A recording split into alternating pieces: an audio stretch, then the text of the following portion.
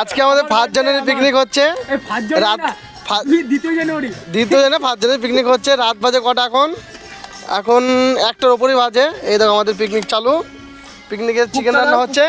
এই যে আমাদের রান্নার কুক বাবন, এখানে রাঁধুনি।